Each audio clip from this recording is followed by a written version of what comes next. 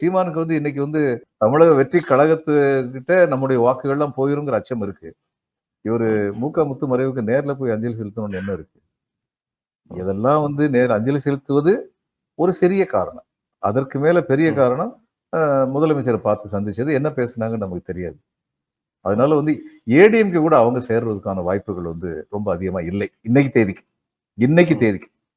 இப்ப உதாரணமா விஜய் வந்து என்ன சொல்லிட்டு இருக்காரு, நான் தான் முதலமைச்சர் சொல்லிட்டு இருக்காரு. ஆனா இப்ப விஜய்கிட்ட எல்லாரும் கன்வின்ஸ் பண்ணிருக்காங்க, நீங்க அவ்வளவு வாங்கிறீங்க இவ்வளவு வாங்கின்னு. பாவம் அந்த பையன் அப்பாவி.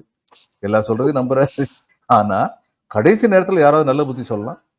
நல்ல புத்தி சொன்ன உடனே விஜய் வந்து சரி ஒரு இது கூட்டணி, என்ன கூட்டணி, நீங்க 2.5 வருஷம் முதலமைச்சர், நான் 2 வருஷம் ஏதாவது ஒரு காரணம் சொல்லி நான் முதலமைச்சர் இதுல இருந்து ஸ்டாண்ட்ல இருந்து நான் வந்து தளர்த்திக்கல அப்படின்னு சொல்லிட்டு கூட்டு சேரலாம். சேர முடியாதுன்னு எதுவுமே கிடையாது. ஓகே, இன்னைக்கு தேதி கிடையாது. இன்னைக்கு தேதிக்கு வந்து இவர் வந்து முன்னாள் முதலமைச்சர் வந்து இவரை போய் பாக்குறது, பிரதமர் மோடி போய் பாக்குறதுன்னா அது ஒரே ஒரு காரணத்துக்காக தான். உங்க ஆளுங்க அனாவசியமா நான் உங்களை விட்டு போனதுக்கு காரணமே இந்த அண்ணாமலை அனாவசியமா பேசிக்கிட்டு இருந்ததுதான். இப்ப மறுபடியும் அவர் எக்கச்சக்கமா பேசுறாரு, நீங்க சும்மா உட்காந்துக்கிட்டு இருக்கீங்க. அவர் பேசிக்கிட்டே இருக்காரு. கூடவே செல்ல ஆட்கள் வந்து இது கூட்டணி ஆட்சிதான் சொல்லி பேசுறாங்க. இடையில வந்து என்னால் உள்ள வரவே கூடாதுன்னு நான் சொன்ன தினகரன் வந்து கூட்டணி ஆட்சிதான் அவர் வேற வந்து சொல்லிக்கிட்டு இருக்காரு. பக்கத்தாளம் போடுறாரு. என்ன நடக்குது? நான் இருக்கவா வேண்டாமா? அப்படி அந்த அந்த அந்த இது வந்து திறமை வந்து இவருக்கு உண்டு,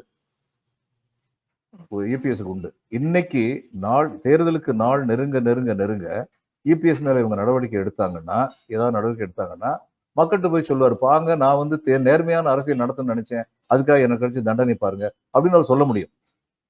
அதனால வந்து பிரதமர் மோடிட்டு வந்து உங்க ஸ்டாண்டை கிளியர் பண்ணுங்கன்னு இவர் சொல்லுவாரு. பிரதமர் மோடி வந்து நிச்சயமா கிளியர் பண்றேன்னு சொல்லுவாரு.